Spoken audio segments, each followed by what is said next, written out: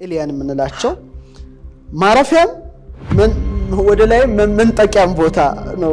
ይሄ ስታርጌት ኢትዮጵያም ይኖሩ ግብጽም ይኖሩ ፔሩም ይኖሩ ቻይናም ይኖሩ ህንድም ይኖሩ እርስ በርስ ይገናኙ ነበር ነው። ከፍተኛ የሆነ ኃይል ያለባቸው ቦታዎች ናቸው።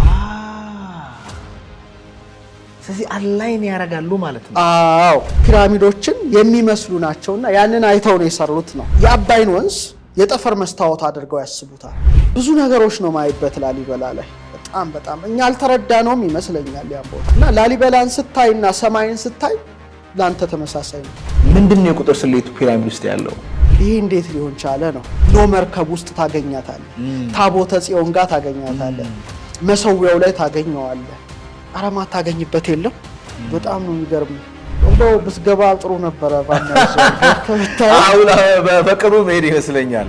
ፒራሚዱን ራሱ ድንጋዩን ያንሳፈፉት በድምጽ ነው። ኖ ፒራሚዱ ሐውልት አይደለም፣ በድንጋይ ላይ የተቀረጸ የጊዜ መስመር ነው። ኢትዮጵያም አሁን ከአባይ ጋር ባለው የኑክሌር ወር አለ። ሰውም ኃይል ላይ መዋጋት የለበትም። ይሄ እውነት ከሆነ የታየው ነገር ሌላ ጉዳይ ነው እና የዓለምን እሳቤ በመላ ሽፍት ላይ ያደርግ ይችላል።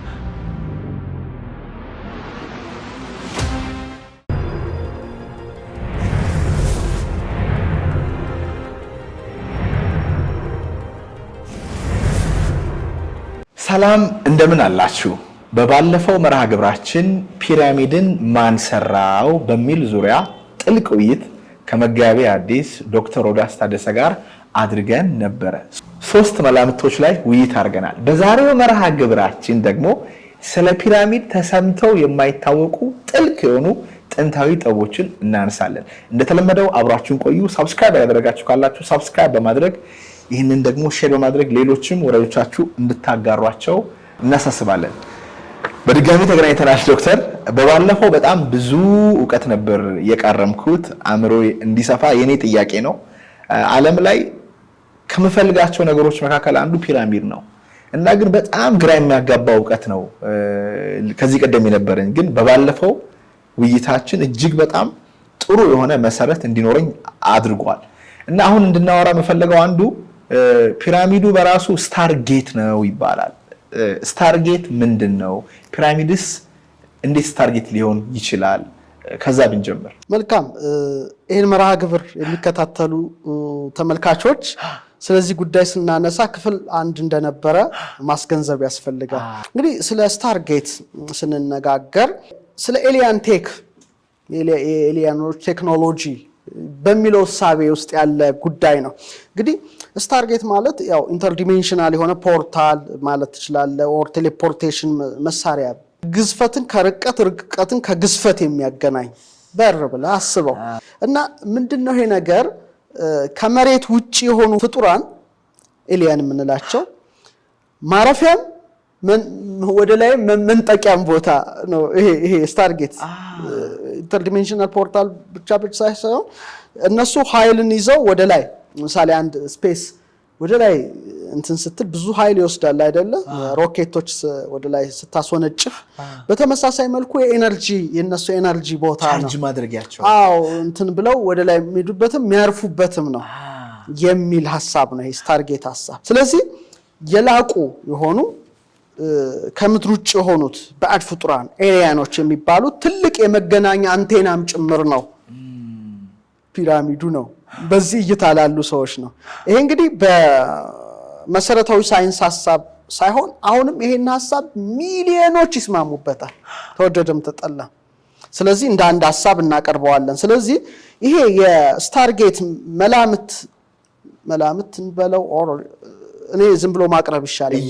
እይታ ትክክል እና በአጽናፈ ዓለም ውስጥ ወደ ሌላ ዓለም የሚወስድ ደበር መተላለፊያ እንደ ወርም ሆል እንበለው ከብላክ ሆል ወደ ዋይት ሆል እንደሚባለው አይነት ወርም ሆል ነው። በቃ መተላለፊያ ነው የሚሉት። ለምሳሌ እንደ አይነት ሐሳቦች ብዙ ጊዜ ሲደመጡ ይሰማል። ለምሳሌ አንዳንድ ሰዎች በረሃ ውስጥ ሄድን ይላሉ አይደለ? ዝም ብለው በሀገራችን እንኳን ምን ሰማቸው ነው እንግዲህ ሚሉ ሰዎች ስለምንሰማ ነው። ዝም ብለው ድንገት ስንሄድ ሌላ ቦታ ገባን ይላሉ አይደል? የሆነ ዓለም ያለበት እንትን ያለበት ረጃጅም እንትን ጺማዎቹ እንትን ያለ ዓለም ያለበት በቃ ማለት የሆነ ነገር ውስጥ መግቢያ ማለት ነው ሳታስበው ጭልጥ ያለ በረሃ ነው ስታየው ባዶ ነገር ነው ግን በሆነ ነገር እጥፍ ስትል የሆነ ነገር አይተው ማታቀው ደግሞ ተሰወረብኝ አይነት ምትል ሚሉ ነገር ሰምታላል ብዙ ነገሮች አሉና ምንድነው ስታርጌት በዛ መልኩ ማየት እንችላለንና ሲያንጹት ወር ሲሰራ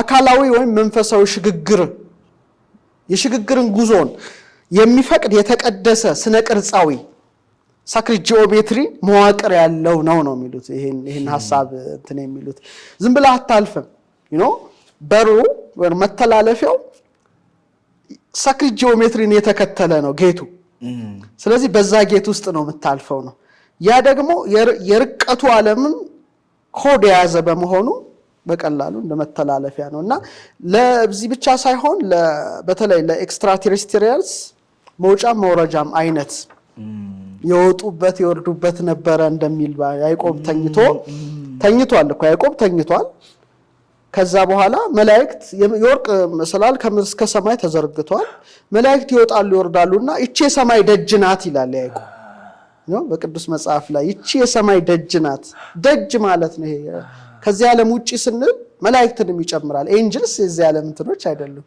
ረቂቅ አካል ያላቸው ናቸው መላእክት የሰማይ ደጅ ናት ይሄ ሐሳብ ከዚህ ጋር አነጻጽሮታል እሺ ስለዚህ በሩ ደግሞ የሚከፈተው አንድ ድምጽ ነው የድምጽ ኃይል ሁለተኛ ደግሞ ንቃተ ህሊና ሰዎች ወደ መንፈሳዊ ተመስጦ ሲገቡ ወደ ከፍተኛ ወደ አልፋ እግዚአብሔር ሲገናኙ በሩ በራሱ ይከፈታልና ይሸጋገሩበታል የሚል ነው አሁን ይሄ ሊሉበት የቻሉበት ምክንያት ለጊዛ ፒራሚድ ምንድነው ነው ዋናው ጉዳይ ሲባል አንደኛ የታነጸበት ግራናይት ነው ኳርትስ ይሄ ዝም ብሎ ሊሆን አይችልም ነው ኃይል ያለው ጉዳይ ነው ስለዚህ ወደዛኛው ዓለም መተላለፍ ክሪስታል ነው ግራናይት ነው ኳርትዛል ስለዚህ ይሄ ግራናይት ቅድም እስከ 80 ቶን የሚመዝኑ ብለናል ዝም ብሎ ሳይሆን እንደ ስታር ጌትነት የሚያገለግል ጉዳይ ነው የሚለው ነው ሌላው ደግሞ ለምሳሌ ፒራሚዱን ስትመለከተው በስክሪኑ ላይ ማየት ይቻላል ከኦሪዮን ቀበቶ ጋራ የተሳሰረ ነው በኋላ እንመጣበታለን ራሱን እንችላለን አልኒላም አልኒታክ ሚንታካ ከሚባሉ ጋር ከሲሪየስ ወይም ሳይረስ ከምንላት የአባይ ኮከብ ጋር የተሳሰረ ነው ፒራሚዱ ቅርጹን ስትመለከተው ስለዚህ ይሄ ነገር ስታርጌት ነው እንጂ ዝም ብሎ የተሰራ አንድ ሐውልት አይደለም ወደሚል ሐሳብ ውስጥ ሄደዋል ሌላው ደግሞ ፒራሚዱ የተሰራው በመሬት ምድር መካከል ላይ ነው ማለት የምድር መስቀለኛ መንገድ ክሮስ ሴክሽኑ ላይ ነው የተሰራው really አዎ ስለዚህ የኃይል መገናኛ ነጥብ ላይ እንዴት ሊሰራ ቻለ ነው የኃይል መገናኛ ነጥብ ላይ ከተሰራ ይሄ ነገር ዝም ብሎ ሐውልት ሳይሆን እንደ ፖርታል መሸጋገሪያ ሆኖ የተገነባ ነው የኃይል ማረፊያ ነው ወደሚለው ሐሳብ ነው የሄዱት ሌላው ክፍሎቹ ምሳሌ እልፍኞቹ የንጉሱ እልፍኝ የንግስቲቱ እልፍኝ ቀደም አንስተን ነበርና የከፍተኛ የሆነ ድግግሞሽን ኃይልን ለማሰራጨት የተገነቡ ሊሆኑ ይችላሉ ነው የተባለው ቻምበሮቹ ማለት ነው ተመሳሳይ ማለት ሃይ በጣም የሆኑ ፍሪኩዌንሲዎችን እንትን የሚሉ ናቸው ስለዚህ ይሄ ነገር ዝም ብሎ ሊሆን አይችልም ወደሚል ደረጃ ሄደዋል ለምሳሌ የንጉሱን እልፍኝ ኪንግ ቻምበሩን ብንመለከት በድምጽ ወር በብርሃን ሊሰራ የሚችል የሆነ የማንቂያ ኃይል መሰረት ነው የሚሉት ሌላው ደግሞ ከፒራሚዱ ደግሞ ከምድር ውጭ ለሆኑ አካላት ለምሳሌ እንደ ኤሊየን ኮሙኒኬሽን ዲቫይስም አድርገው የሚያቀርበዋሉና ነገሩ ብዙ ነው ስለዚህ ይሄ ነገር የኃይል ቦታ ስታር ጌት ነው ይላል ሌላው ከንጉሱና ንግስቱ እልፍኝ ብትሄድ ደግሞ እንደ አየር መውጫ የሚመስሉ ነገሮች ዘንጎች አሉ ያ ደግሞ አንቴና ነው ስለዚህ ይህ ብቻ ሳይሆን ነው የሚሉት እነሱ እንደው ከሩቅ ስልጣኔዎች ጋራም ለመገናኘት ያስችላል ለምሳሌ እነዚህ ሲቪላይዝ በጣም የሚያስደንቁ ሐውልቶች ኢትዮጵያም ይኖሩ ግብጽም ይኖሩ ፔሩም ይኖሩ ቻይናም ይኖሩ ህንድም ይኖሩ እርስ በርስ ይገናኙ ነበር ነው ብዙ ሙቪ ተሰርቶበታል በዚህ ላይ እንደ ዋይፋይ እንዳለው ማለት ነው አዎ በተለይ እሱ ብቻ ሳይሆን ከ3D በላይ ላሉት ዲሜንሽኖች መገናኛ ናቸው ነው ስለዚህ አንዱ ካንዱ ጋር የተሳሰረ ነው ስቶኔንጅ ከጊዛ ኛገር ካለው እዚህ ካለው ደግሞ ቻይና እና እነዚህ ቦታዎችም ዝም ብለው አልተቀመጡም ነው የተሰሩባቸው ቦታዎች ከፍተኛ የሆነ ኃይል ያለባቸው ቦታዎች ናቸው የሚል ሐሳብ ሄደዋልና እንግዲህ አንዱ ምልከታ ነው። ሚሊዮኖችም የሚቀበሉት ምልከታ ነው። ይሄ ሜንስትሪሙ ሳይንስ ባይደግፈው። ስለዚህ ቴስላ ራሱ አንድ የሳለው ነገር አለ ኃይልን ኤክስትራክት ለማድረግ አሮ ነው እናነሳዋለን። እሱም ኢቭን ቴስላም ሐሳብ ከፒራሚዶች የኃይል ምንጮች ናቸው የሚልም እና ትርፍርፍ ያለ ኃይል የምናገኝበት እንጂ ዝም ብለን ነዳጅ እንትን እያል ሽቦ እየቀጣጠልን የምናደርግበት አይደለም። ዋየርለስ ነገር አንቴና ናቸው አይነት ሐሳብ አለ፣ እንመጣበታለን። ሌላኛው ነገር ደግሞ ፒራሚዱ በራሱ አንተው ጋር ቤት መጥቼ ስታሳየን ከጊዛ ፒራሚድ ጋር አላይን ያደርጋል የኦሪዮን ቀለበት እያልከን ነበረ። ሶ ፒራሚዱ እንዴት ነው ከከዋክብት አቀማመጥ ጋር ሊታይ የሚችለው? ጥሩ ቤት በመጣህበት ጊዜ ከዋክብትን ስትመለከት አብረኸኝ ኦሪዮንን አሳይቻለሁ። ኦሪዮንን ሳሳይህ 3 ቀበቶዎችን አሳይቻለሁ። 3ቱ ቀበቶዎችን ዝም ብለህ አስብና የጊዛን ፒራሚድ በህሊና አስበው። ስለዚህ አላይን ያደርጋሉ ማለት ነው። አዎ። ስለዚህ ፒራሚዶቹ ግዙፍ ህንፃ ወይም የመቃብር ቦታዎች ሳይሆኑ ሰማዩን ለማንጸባረቅ የተሰሩ ናቸው የሚለው ሐሳብ ነው። በዚህ ላይ ወደ ሀገራችንን ብመጣ ብዙ ነገሮችን መጥቀስ እችላለሁ። ምናልባት ሰፊ ጉዳይ ነው ግን ይሄ ነገር ኤኒዌይስ አሁን ለምሳሌ ጊዛ ፒራሚድ ላይ ያሉት የኩፉ ፒራሚድ የካፍሬና የመንካሬ ፒራሚዶችን ባለፈው ሳምንት አይተን ነበር አይደለ? እና ከሶስቱ የኦሪዮን ቀበቶች ጋር የሚዛመዱ ናቸው። አሁን ለምሳሌ አልኒላም የሚባል በግራ ያለው ኮከብ አለ። አልኒላም የሚባል መካከለኛው ኦሪዮንን ስንሳሳያቸው የነበረው ኮከብ አለ። ሚንታካ ደግሞ በቀኝ በኩል ያለው ኮከብ ነው። አሁንም ትንሹ ፒራሚድ የሜንካሬ ፒራሚድ በትንሹ ወጣ ብሏል። ልክ እንደ ሚንታካ ማለት ነው፣ እንደ ኦሪዮን ላይ እንዳለው ቀበቶ። ሌሎቹ ደግሞ ያው 2ቱ ያንን ይወስዳሉ ማለት ነው፣ የኩፉ ፒራሚድን ጨምሮ ማለት ነው። ስለዚህ የኦሪዮን ቀበቶ 3ቱ ፒራሚዶችን የሚመስሉ ናቸውና ያንን አይተው ነው የሰሩት ነው። የአባይን ወንዝ የጠፈር መስታወት አድርገው ያስቡታል። በዚህ ውስጥ ያሉት ለምሳሌ እንደ ሚልኪ ዌይ ጋላክሲ የሳቋራ ያለውን ደግሞ ልክ እንደ አንድሮሜዳ ጋላክሲ። የሚገርመው ለምሳሌ ሳቋራ ላይ ያሉ ፒራሚዶች በሙሉ የአንድሮሜዳን ኮንስቴሌሽን የሚሰሩ ናቸው። ይሄ በጣም ከባድ እኮ ነው። አሁን ዝም ብለህ አሁን እንደ ስነ ፈለክ ውስጥ እንዳለ ሰው ሆነ ብታየው እንዴት ሊሆን ቻለ? እና ሰማዩን ነው ኮፒ ያደረጉት ነው። የአንድሮሜዳ አይታሃታል ባለፈው ቤት መታ አይደል? ክብረ ኮከቧን ልክ የዛ ቅርጽን ነው የሰራው ወንዙ ፒራሚዱም የሰሩት። ደግሞ አባይ ወንዝ ደግሞ እንደሚሄድ ደግሞ እንደ ሚልኪ ዌይ ጋላክሲ አድርገው ነው ያዩት። እና ይሄ ነገር ጠፈርን ማንጸባረቂያ ነው የሚለው። ለምሳሌ ላስታ ላሊበላን ማየት እንችላለን። በዚህ እኔ ቅዱስ ላሊበላ በጣም ያልታየ በጣም የከበረ ትልቅ ቦታ ብዬ በኔ ኢትዮጵያ ውስጥ እንዳለ ሰው በጣም ትልቅ ቦታ ሰጠዋለሁ ላሊበላ ለኔ ነው እንግዲህ። ምክንያቱም ብዙ ነገሮች ነው ማይበት ላሊበላ ላይ በጣም እኛ አልተረዳነውም ይመስለኛል ያን ቦታ። በርግጥ በጣም የከበረ የተቀደሰ ቦታ ነው። እና ላሊበላን ስታይና ሰማይን ስታይ ላንተ ተመሳሳይ ነው። ለምሳሌ በገሉ ላይ መላእክት ሰማይን አሳዩት ያንን ነገር ሰራው ይላል።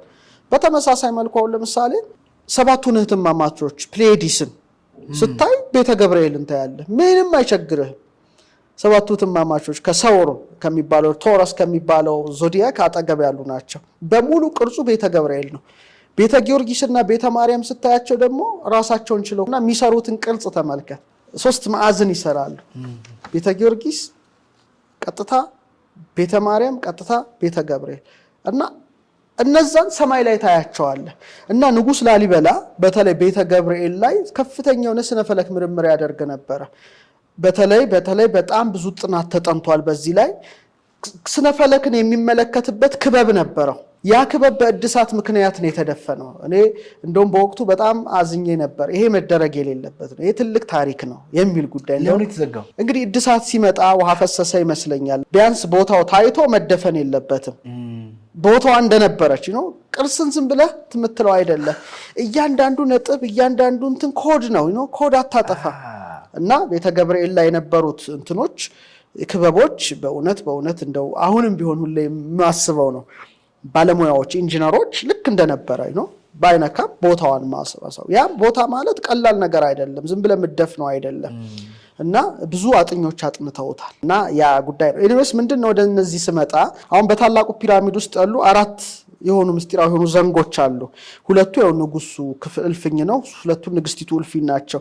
ታዲያ እነዚህ ዘንጎች አይደሉም ነው አሁን በዚህ እይታ ዘንጎች ሳይሆኑ ከንጉሱ ክፍል ያለው ደቡባዊ ዘንግ ወደ ኦሪዮን ቀበቶ አልኒታክ የሚያመለክት ነው። የሰሜኑ ደግሞ ወደ ሰሜን ኮከብ የሚያመለክት ነው።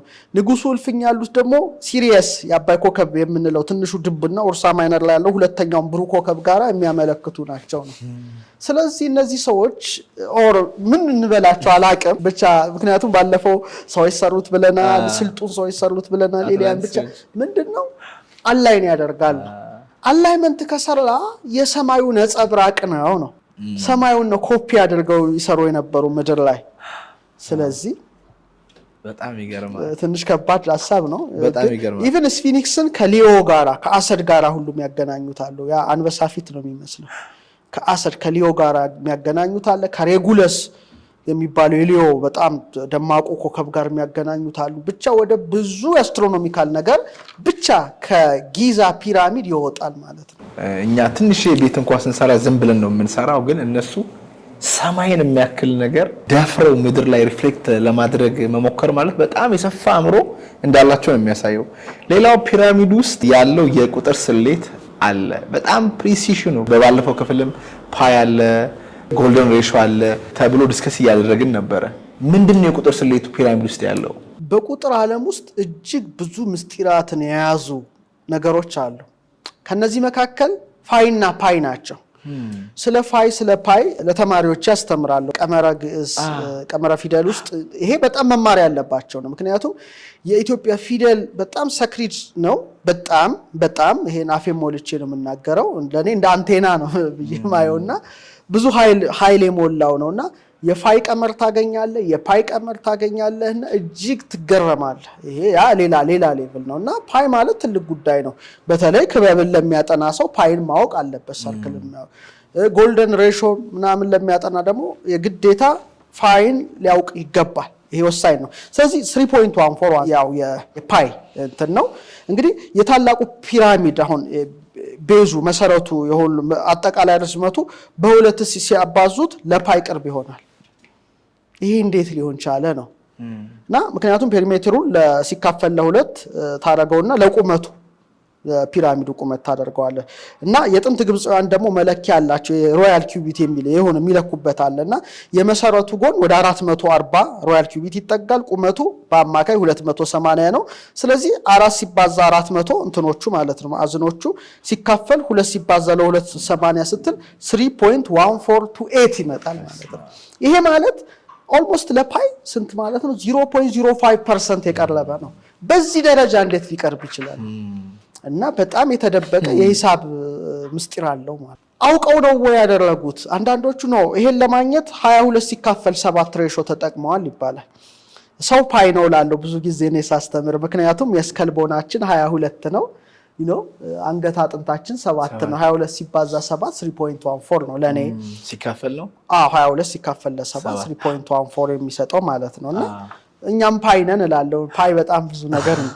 ሌላው ወርቃማው ሬሾ ነው። ጎልደን ሬሾ ጎልደን ሚን 1.618 ማለት 1.61። ይሄ ማለት የግዕዝ ፊደልን ለሚያቅ ወይም ለመረመረ ሰው ይሄን ጎልደን ሬሾ ሲያይ ኖ መርከብ ውስጥ ታገኛታለህ፣ ታቦተ ጽዮን ጋር ታገኛታለህ፣ መሰዊያው ላይ ታገኘዋለህ። አረማ ታገኝበት የለም። በጣም ነው የሚገርም። ይሄ በጣም የተለየ ነገር ነው። የተቀደሱ ስሞችን ስትፈለቅቅና ኮዱን ስትሰራው በቀመር 1.6 ታገኛለህ። ይሄ እንዴት ሊሆን ቻለ? ይሄ በጣም ከፍተኛ እንትን ነው። ወርቃማው ጥምርታ ማለት ነው። እና የፒራሚዱ ዘንበል ያለ ቁመት ከመሰረቱ ርዝመት ጋር ስታወዳድረው ይሄን ነው የሚሰጥ። ለምሳሌ እንደዘመመው ቁመቱን ለ1.2 መሰረቱ ስታካፍለው ምን ሰጠ? ወርቃማው ሬሾን ይሰጣል። ለምሳሌ እስላምቱን ለ356 ሮያል ኪዩቢት ስታደርገው እና ቤዙን 1/2 መሰረት ለ220 ፕሮፖርሽን ስታደርገው 1.618 ይመጣል። 356 ሲካፈል 220 1.6181 ኦልሞስት ትክክል ነው፣ የቀረበ ነው። በዚህ ደረጃ ወርቃማው ጥምርታ በተፈጥሮ በስነ ጥበብ በሳክሪድ ጂኦሜትሪ ውስጥ ከተገኘ አንተ እጅ ላይ 1.6 ይሄው 1.6 በቃ ሁሉም ነገር አምላክ ሲሰራ በዛ ሬሽዮ ነው። ኢቭን ዲኤንኤ መዋቅሩ 1.6 አለው ርዝመቱ ለወርዱ ስታካፍለው። ስለዚህ እዚህ ውስጥ እንዴት አወቁ እነዚህ ሰዎች ስለ ፓይ ረቀቅ ያለ ጎልደን ስፓይራሎችን እንዴት አወቁ? እንዴት ተረዱ? እስካሁን እጅግ ከባድ ነገር ነውና ይሄ ሁሉ የሆነ ማቴማቲክስ አለበት። በጣም ታስቦ ታቅዶ ተጠንቶ የተደረገ ነገር ነው እንጂ በጣም ረቂቅ ነው። ብዙ ነገር ሊነግሩን የፈለጉት ነገር እንዳለ ያስረዳል። ሌላው አቀማመጡ ራሱ ምድር ላይ በጣም አስደናቂ ነው። ለምንድን ነው አስደናቂ ሆነው? እንደው በጣም የሚገርመው የጂኦዴሲ ሳይንስ አለ አይደል? የምድርን መጠን፣ የምድርን ቅርጽ፣ የስበት መስክ የሚያጠና ሳይንስ አለ። ያ ራሱ ፒራሚድ ነው። ያን ነው ኢንኮዲንግ የሚያደርገው አይነት ነው እሳቢው። እስቲ የተወሰነ ነገር እንመልከት። እንደውም በዚሁ አጋጣሚ የፒራሚዱ ቁመት አለ ሲባዛ ለስፍረ ርዝመቱ 43200 ስታደርገው የምድርን ዋልታ ሬዲየስ ይሰጣል። የመጀመሪያው ቁመቱ 146.6 ሜትር 280 ሮያል ንጉሳዊ ክንድ የምንለው ሮያል ኪዩቢት የግብፃውያን መስፈሪያ ነው። ከዛ ስለዚህ 146.6 ሜትርን በ43200 ስታደርገው 6316.8 ኪሎ ሜትር ይሰጣል። ስለዚህ ዘመናዊ የሆነ የምድር የዋልታ ሬዲየስ እኮ 6357 ነው። ኦልሞስት ሲሚላር እንዴት ሊሆን ቻለ ነው? ይሄ ሌላ በጣም ቢያንስ ከ1% ያነሰ ነው። ርዝመቱን እንመልከት። 43200 ያልነው የ72 ብዜት ነው። 72 ሲባዛ 60 እንደማለት ነው። 72 ደግሞ በጣም የተቀደሰ ቀመር ነው። ለምሳሌ ያህዌ የሚባለው እግዚአብሔር ስም አምላክ በግንባታ ቀመሩ 72 ነው። የ72 ነገር ሲመጣ በጣም በእኛም ብዙ ነገር መጀመሪያ ቋንቋ ራሱ ወደ 72 ተበተነ ነው የሚባለው እና 72 ብዙ ትርጉም አለው።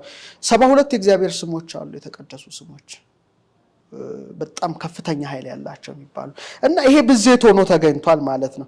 ሌላው በ12 ሰዓት ውስጥ ያለው ሰከንድ ብዛት 12 ሲባዛ 60 ሲባዛ 60 43200 ይሄም የጊዛ ፒራሚድ ቀመር ነው። ለምሳሌ የፒራሚዱ መሰረት ፔሪሜትሩን 43200 የምድርን ዙሪያ ደግሞ ሲሰጥን እንመልከተው። ዙሪያዋን ለምሳሌ የመሰረቱ ጎን አይተናል አይደል? ባለፈው ጊዜ 230.4 ሜትር ብለን። ስለዚህ ጠቅላላ ፔሪሜትሩን አራቱን ለ230.4 ስታመጣ 921.6 ሜትር ይሆናል። 921.6 ሜትርን ለ43200 ስታበዛው ምን እንደሚሰጥ ታውቃለህ? 39916.8 የምድር ኢኳቶሪያል ዙሪያ 40075 99.6 ትክክል ነው። አኩሬት ነው።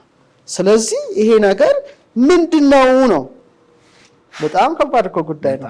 ሌላው የኬንትሮስ እና የብርሃን ፍጥነት ጋር ደግሞ አነጻጽረውታል። ለምሳሌ የታላቁ የጊዛ ፒራሚድ ኬንትሮሱ ላቲቲዩዱ 29.9792458 ዲግሪ ኖርዝ ነው። አሁን በቫኪዩም ውስጥ ያለው የብርሃን ፍጥነትን በተመሳሳይ መልኩ 299,792,458 ሜትር ፐር ሰከንድ ነው። ተመሳሳይ ነው። ስለዚህ እነዚህ ሰዎች ስለ ብርሃን ፍጥነት ያውቁ ነበር ወይ ነው? ይሄ ነገር መጣ የሚባለው አሁን እኮ ነው አይደለ? ቅርብ ጊዜ ነው ሁሉ እነዚህ አይነት መሳሪያዎች የሚለኩ ምናምን። ይሄ ደግሞ ከብዙ ሺህ ዘመን በፊት የነበረ ነው። የሚያስገርመው ያ ነው። እና አቀማመጡን ደግሞ ቅድም በጣም ጥሩ ጥያቄ ነው ያነሳልኝ። አቀማመጡ በጣም አሁን ምድራችን የኬንትሮስ ረጅሙ መስመር አለ አይደለ? መገናኛው ብዙ ነገሮችን ያቋርጣል። ከረጅሙ የኬክሮስ መስመር ጋር ይገናኛል እና ፒራሚዱ እዛ መካከል ላይ ነው የተሰራው። ይሄ ነገር አይገርምም? እዛው ላይ ነው የሰሩት። ማዕከላዊ ነጥቡ ላይ ነው የተቀመጠው፣ ኤነርጂ ሴንተሩ ላይ ማለት ነው። ስለዚህ ሌላው በጣም ማስታወሰው አንድ ጥናት በባህር ማዶ ሰዎች ነው የተጠናው። ስቶንሄንጅ፣ ላሊበላ የኛንም ጨምረውታል፣ አካተውታል። የሚገርም መስመሩን አስምረውት ማለት ነው። ቀጥታ ሲያሰምሩት አላይመንት ይሰራል ከቤተ ጊዮርጊስ ጋር። ይሄ እንዴት ነው ሊሆን የሚችል? ስለዚህ ከፍተኛ ነገሮች ናቸው እዛ ቦታ ያሉት የሚል ነገር አለ። ሌላው ፒራሚዱ 4 ጎኖች አሉት አይደል? ሰሜን፣ ደቡብ፣ ምስራቅ፣ ምዕራብ ትክክል ነው። እንዴት ሊሆን ይችላል? አሁን እኮ በጣም በዘመናዊ መሳሪያ እንኳን ታግዘት ውሃ ልክ ትስታለህ። ያ ግን የሰሜኑ ፊት ብቻ ኦልሞስት ከ3 እስከ 5 አርክ ሚኒት ማለት ኦልሞስት 0.1% ያነሰ ትክክለኛ ሰሜን፣ ትክክለኛ ደቡብ፣ ትክክለኛ ምዕራብ፣ ትክክለኛ ምስራቅ። ይሄ በጣም ከባድ ነው እና የመሬት ዘንግን ማዕከል ያደረገ ነው። ኮምፓስ ሞደርን ኮምፓስ የላቸውም፣ ማግኔቲክ ኮምፓስ ሌዘር የላቸውም፣ ግን ሰርተውታል።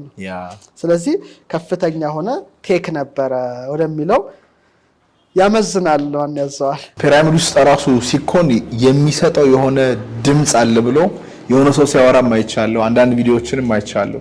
በፒራሚዱ ውስጥ ድምጽ እንዴት ነው የሚገለጠው? እሱ ራሱ ቫይብሬሽን ስለሆነ እንደው ብትገባ ጥሩ ነበረ።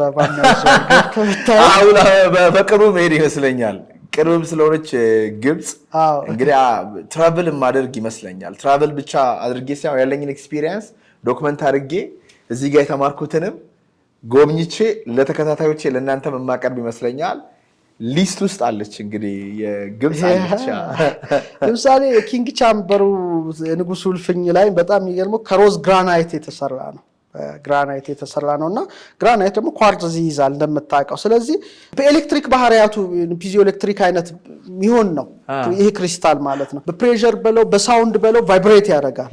ይሄ የታወቀ ነው ክፍሉ። ስለዚህ 432 ሀርትዝ አካባቢ ሊሆን ነው ማለት ነው። ትዝ ይልሃል ባለፈው ያንተ ዩቲዩብ ቻናል ላይ ሰራ ነው ፍሪኩዌንሲ ሶልፌጆ ፍሪኩዌንሲ ብለን 9 ፍሪኩዌንሲ በ3 በ6 በ9 መዋር ውስጥ የሚሄዱ በተለይ ደግሞ 432 ሀርትዝ እንደ ቴራፒ ፈውስ የሆነ ድግግሞሽ ፍሪኩዌንሲው ያ ነው የሚባለው።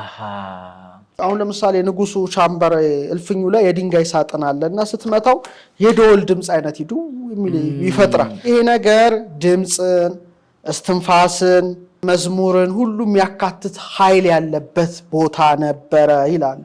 ይሄ ግራንድ ጋለሪ ትልቁ መተላለፊያ ኮሪደሩ ደግሞ በእኩልነት ያንን ፍሪኩዌንሲ የሚያሰራጭ ነው። ያን ድምጸት፣ ርግብግብታ፣ ንዝረት የሚያሰራጭ ነው ብለው ያዩታል። የተቀደሱ ሳክሪድ የሆኑ ንዝረቶችን የሚያጎላ ነው ወደሚለው እንትን ሄደዋል።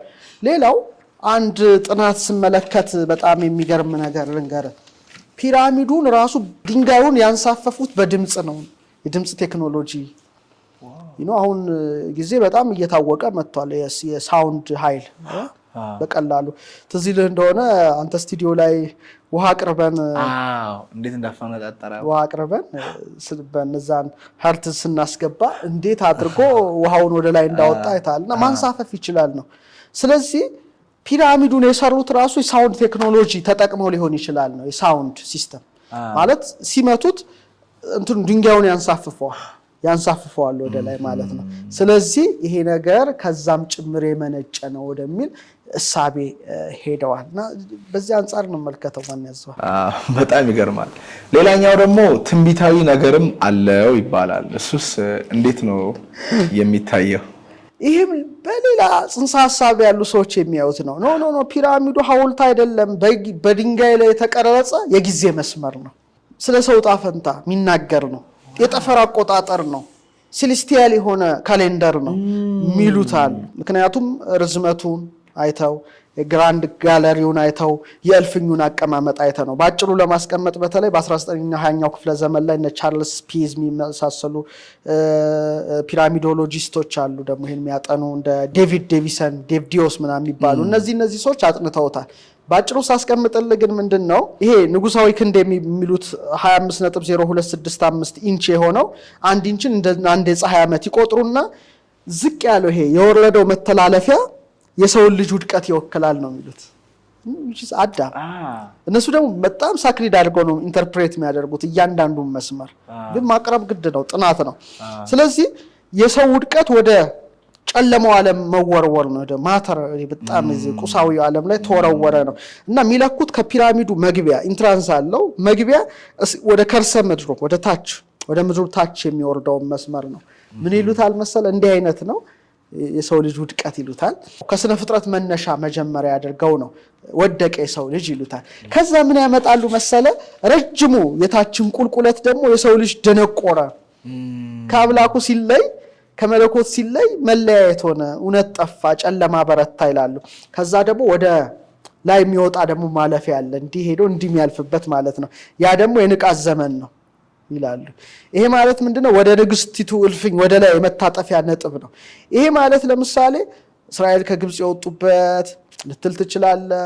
ክርስቶስ የተወለደበት እያሉ ነው የሚተረጉሙት። አብርሃም የተነሳበት እንደ እንትን ትልቅ በዓለም ውስጥ ከተከናወኑ በጎ ነገሮች የሚባሉበትን መነሻ ያደርጉታል። እና ታላቁ መተላለፊያ የብርሃንና የፍጥረትን ዘመን ወደ 28 ጫማ ከፍታ ያለው ነው ገብተህ ስትመለከተው ኮሪደሩ ማለት ነው። ስለዚህ ያ ደግሞ የመንፈሳዊ የመውጣት ዘመንን አሁን ከክርስቶስ ልደት እስካሁን እስካለንበት ይላሉ። እና ልክ ግን መተላለፊያው መጨረሻ ላይ ያለውን ደረጃ አንደኛውን የዓለም ጦርነት አድርገው የሚያዩዋሉ። ሁለተኛው የዓለም ጦርነት ወይም 21ኛው ክፍለ ዘመን ላይ የሚከሰተው ከባድ የሆነ የአየር ሁኔታ ጋር ያደርጉታል። የመጨረሻውን ክፍል ደግሞ የንጉሱን እልፍኝ ማለት ነው። የመጨረሻው እሱ ነው። የመጨረሻውን የእርገቱን ዘመን የእውቀትና የፍርድ የመጨረሻው ዓለም ኤተርኒቲውን ወስደው ይዘጉታል። ይሄም አንድ ትርጉም ነው። ይገርማል። በጣም ብዙ ነገር ነው እኮ። ሌላኛው ቅድም ነካክተነዋል፣ የኃይል ማመንጫ ነው። አሁን ዓለም ላይ ከፍተኛ ጦርነት የሚነሳው በኃይል ዙሪያ ነው። ኢትዮጵያም አሁን ከአባይ ጋር ባለው የኑክሌር ወር አለ፣ የነዳጁን ጉዳይ አለ። እዚህ ምድር ላይ እንድንኖር ኃይል ያስፈልገናል። ግን በዛ ዘመን ደግሞ እነዛ ሰዎች ኃይል ያመነጩበትን ብር እሱስ እይታ እንዴት ነው የሚታየው? ከባድ ሀሳብ ነው ያመጣው። ይሄ ከባድ ሀሳብ ነው። እነ ኒኮላ ቴስላ ሁሉ ሲሟገቱበት የኖሩት ጉዳይ ነው። በተለይ ክሪስቶፈር ደን ይመስለኛል በ1998 አንድ መጽሐፍ አለው ዘጊዛ ፓወር ፕላንት የሚል ነገር ነው እና ፒራሚዱ ይሄ በሜካኒካል ንዝረትና ሬዞናንስ ላይ እና በላቀ ጂኦሜትሪ በመጠቀም የተሰራ ሽቦ አልባ ገመድ አልባን በለው እንደ ዋይፋይ ኤነርጂን ለማመንጨት ለማስተላለፍ የተነደፈ ነው ብሎ ነው። መቃብር አይደለም ነው፣ ኃይል ማመንጫ ጄኔሬተር ነው። ፓወር ፕላንትነቱ ግን ይሄ የተለየ ከተፈጥሮ ጋር የሚገናኝ ነው። አሁን አጭር ነገር ላስቀምጥ እዚህ ላይ። ለምሳሌ የምድር የተፈጥሮ ንዝረት ባለፈው አይተናል አይደለ? አንተ ጋር ስንሰራ ማለት ነው። ስለዚህ ያንን ይጠቀማል ነው እና ኤሌክትሪክ ያንን ኤሌክትሮማግኔቲክን ያስተላልፋል። ስለዚህ ተፈጥሯዊ ኃይል ነው። ፒራሚዱ የተገነባው በኖራ ድንጋይ ላይ ነው ይታወቃል። ስለዚህ የተፈጥሮ ለምሳሌ እርዝኩዊክ አለቻል ትንሽ ያቺ ደግሞ ኃይልን እንዳንቀሳቃሽ ነው ለሱ ነው የሚለው እንዳንቀሳቃሽ ኤሌክትሪክ ቻርጅ እንደማድረግ ነው። ስለዚህ የመሬቱ ኃይል ለፒራሚዱ ነዳጅ ነው የሚለው እሱ። ከርሰ ምድሩ ላይ የሚገኘው ደግሞ እልፍኝ ደግሞ የምድር ኃይልን በሙሉ የሚሰበስብ አንድ ማጠራቀሚያ ቋት ነው የሚለው። ስለዚህ በጥልቀት ይገኛል፣ በአለት ላይ የተቀረጸ ነው። ስለዚህ ደግሞ የድምጽ የሚያስተላልፈው እልፍኝ ደግሞ እንደ ግፊት ያንን ኃይል ወደ መግፋት ደረጃ የግፊት ክፍል ሆኖ ያገለግላል ነው የሚሉትና ስለዚህ የንዝረቱን ድግግሞሽ ለማስተካከል ይረዳል ነው አጭሩ ነገር። የንዝረት ድግግሞሹ ይረዳል። ግራንድ ጋለሪውን ደግሞ ትልቁ መተላለፊያ ደግሞ እንደ ድምጽ ማጉያ ክፍል ተመልክ እንደ ድምጽ የድምጽን ኃይል የሚያስተላልፍ ያደርጉታል። ጣሪያውን ደግሞ ለድምጽ ሞገድን የሚጠቅም ያደርጉታል። ስለዚህ ድግግሞሹ በውስጡ ከሚመነጨው የድምጽ ኃይል ይጨምራል ማለት ነው ይጨምራል። እልፍኙ ደግሞ ዋናው የኃይሉ ክፍል ነው ይሉታል የንጉሱ እልፍኝ። ምክንያቱም ከሮዝ ግራናይት ነው የተሰራው። ኳርትዝ አለ፣ ክሪስታሉ ፒዞ ኤሌክትሪክ ነው። ስለዚህ ሜካኒካል ኃይልን ወደ ኤሌክትሪክ የሚለውጥ ነው። ስለዚህ ከእልፍኙ በላይ ያሉ ደግሞ የግራናይቶች ጨረሮች ደግሞ እንደዚህ በቃ ኃይልን በከፍተኛ ሁኔታ ለማስተላለፍ ይጠቅማሉ። ደግሞ ሳርኮፋጉስ የሚባለው የድንጋይ ሳጥን ደግሞ እንደ ማሽን አድርገው ያዩታል። ስለዚህ ኢቨንስ ከሃይድሮጅን ጋር ሁሉ የሚያገናኙናሉ። በሃይድሮጅን የተመላ እንደ ማይክሮዌቭ ሌዘር ሁሉ አድርገው የሚያዩት እጅግ አድርገው ከፍተኛ የሆነ ኃይልን ሊያመነጭ የሚችል ነው እና እንደ ኒኮላ ቴስላ አይነት ሰዎች ደግሞ አብዛኛውን ጊዜ ወደዛ አካባቢ ወደዛ እንደዚህ ትኩረታቸውን ያደርጉ የነበረው የሚሉት ታዳሽ ኃይል ማያቆም ኃይል ከፒራሚድ ይገኛልና ቅድም አልከው ዓለም ጦርነት ላይ ናት አይደል? ሁሉም ኃይል ለማግኘት እኮ ነው። ኒኩለርም እና ብላላ የሚባለው ኢዚ ኳልቱ ሚሲ ስኩዌርድ ውሃ የምትገድብ ኃይል ለማግኘት ነው። በዚህ ደረጃ ያሉት ደግሞ ሊቃውንት ኖ እግዚአብሔር ለተፈጥሮ ነፃ ነው አያልቅም። ፀሐይን ሲሰጥ አየርን ሲሰጥና ሰውም ኃይል ላይ መዋጋት የለበትም። ይሄ ሁሉ ማለት ስግብግብነት ነው። ታዳሽ ኃይል ነፃ ኃይል ግን እግዚአብሔር ሰጥቷልና እነዚህ ቦታዎች መቃብር ቦታዎች ሳይሆኑ ተፈጥሮ ኃይልን በነፃ የምናፍስባቸው የኃይል ማከማቻ ቦታዎች ናቸው። ይሄ ነው። እነ ኒኮላ ቴስላ ራሱ የተገደለበት አንዱ ምክንያት በነፃ የሰው ልጆች ይሄንን ኃይል ማግኘት አለባቸው ብሎ ስለሚያምንና አንዳንዶቹ ደግሞ አይደለም ኮንትሮል እያደረግን ሰዎችን የሚያስፈልጋቸውን እየሰጠን እኔ ያስፈልጋለሁ በሚል ሐሳብ ውስጥ ስላሉ ነው ይባላል። ብቻ ከባድ። አሁን ደግሞ ሰሞኑን የተነሳው አዲሱ ግኝት አለ። ቲክቶክ ላይም ብዙ ሰዎች እያነሱት ነበረ። የጆ ሮጋን ፖድካስት ላይም ሲወያዩት ሰምቻለሁ። አዲሱ የተገኘው ከበታቹ ደግሞ ሌላ ግኝት አለ ተብሎ ነበር። እሱ ምንድነው? ይሄ ዓለምን ያነጋገረው በጣም ዓለምን የተነጋገረበት ጃንዋሪ 2024 ላይ ነበረ። በተለይ ፕሮፌሰር ካራዶ ማላንጋ ይመስለኛል በጣሊያን የሚመራው የምርምር ቡድን ስኮትላንድ ላይ ከመጡ ተባባሪዎች ጋራ እና ከፍተኛ የሆነ ራዳር ምስሎችን የተጠቀመው የሰው ሰራሹ ራዳር ወደ ታች ያለውን ነገር አሳየ ማለት ኦልሞስት ወደ 600 ሜትር ኦር 2100 ጫማ ጥልቀት ወደ ታች ሲመለከት ሰፊ የመሬት ውስጥ ኔትወርክ አይነትን የተመለከተው ኬብሎች እንደዚህ አይነት ነገሮች ነው የተመለከተውና ቀጥ ያሉ ዘንጎች አሉ። ምናልባት እዚህ ላይ ብናሳየው ይሻላል። አንዳንዶቹ ደግሞ እንደ ስፓይራል የሆኑ ቅርጾች አሏቸው። ወደ ጥልቅ የድንጋይ ንብርብሮች ውስጥ ይሄዳሉና ግዙፍ ክፍተቶችና ክፍሎች አሉ እና ከተደራጁ የጂኦሜትሪ መዋቅሮች ጋር ነው የታዩትና ይሄ ነገር በጣም ከባድ ነው። ኢቭን ከስፊኒክስ በታችና ወደ ታላቁ ፒራሚድ ራሱ የሚዘረጋ እንደ መሿለካ የሚመስሉ ኮሪደሮች ሁሉ ተገኘና ይሄ እንግዲህ ወደ ምድር ገጽ ዘልቆ የገባ ኤሌክትሮማግኔቲክ ሞገዶችን በጠንካራ ቁስ ላይ በማዞር ባለ 3 አቅጣጫ ካርታዎችን የገነባ የራዳር አይነት ነው። ሞደርን ቴክኖሎጂ ነው ማለት ነው። ይሄ እውነት ከሆነ የታየው ነገር ሌላ ጉዳይ ነው ማለት ነው። ፈርዖን ኩፉ አላነጸውም ማለት ነው። በዚህ ደረጃ ኩፉ ወደ ኤሊያኖች ነው የደለው። ከባድ ነው። በዛ ደረጃ እንግዲህ ወይ አትላንቲስ ውስጥ ሊገባ ይሆን አይ ዶንት ኖ። እንግዲህ ብዙ ነገሮች ነው ይዞ የሚመጣው እና የዓለምን ሕሳቤ በመላ ሽፍት ላይ ያደርግ ይችላል እና ይሄ ግኝት ደግሞ እስካሁን ድረስ ከተገኙት ግኝቶች ከፍተኛው ተብሎ በትልልቅ ሚዲያ ስካይ ኒውስ ጭምር ምን ሲቀርብ የነበረ ነው። እንግዲህ ጊዜ የሚገልጣቸው ነገሮች አሉ። አሁን ደግሞ ብዙ ነገሮች እየወጡ መጡ። በእኛም ታቦተ ጽዮንን ሲአይ ሪፖርት እንደዚህ አይነት ነገሮች ምንድነው ግን ሲአይ በዋናነት ያለው ኢትዮጵያ ውስጥ እንዳለ አረጋግጫለሁ ነው ያለው። እሱን እንግዲህ ብቻ ወደ በሌላ ርዕስ እንመለስበት እንጂ እንግዲህ ለፒራሚድ ጉዳይ ለተከታታይ መርሃ ግብር ለተመልካቾቻችን ጥሩ መርሃ ግብር እንዳቀረብና ብዙ ነገር እንደያዙ አምናለሁ። የምትጨምርበት ካለ አንተ። ኧረ ምንም አይደለም። እኔ በጣም ትልቅ ነገር ነው ያገኘሁት። ብዙ እይታዎችን ከብዙ አንግል እንዳይ ኢንስፓየር ነው ያደረገኝ። ብዙ ጊዜ ስታወራ በውስጤ መንፈስ ቅዱስ እንትን ይለኛል፣ ያነቃቃኛል። የሆነ ነገር የሆነ ሃንች ወስጃለሁ፣ የሆነ ነገር ወስጃለሁና ብዙ ነገር ወስጃለሁ፣ ቃርሜያለሁ። በእርግጠኝነት ተከታታዮቻችንም ብዙ ነገር እንደተማራችሁ ተስፋ እናደርጋለን። ግን ከመልሱም በላይ ደግሞ ብዙ ጥያቄዎች ነው ያሉት። እኛ በራሳችን ሄደን ፈልገን እንድናነብ፣ እንድንጠይቅ፣ እንድንመሰጥበት መጽሐፎቹ ጋር እንድንሄድ ያደርጋል።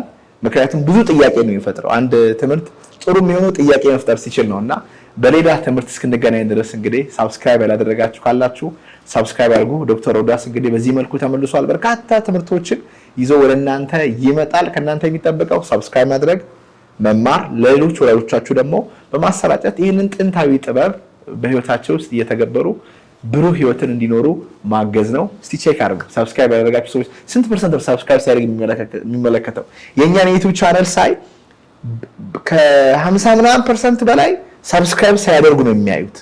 70 ምናምን ብቻ ግን አብዛኞቹ ዝም ብሎ ነው የሚያዩት እና የእናንተ ስንት እንደሆነ አላቅም። ብቻ ግን ሳብስክራይብ ያደረጋችሁ ሰዎች ሳብስክራይብ፣ ሼር ማድረጋችሁን እንዳትረሱ። እግዚአብሔር ይመስገን። ቴንክ ዩ ሶ ማች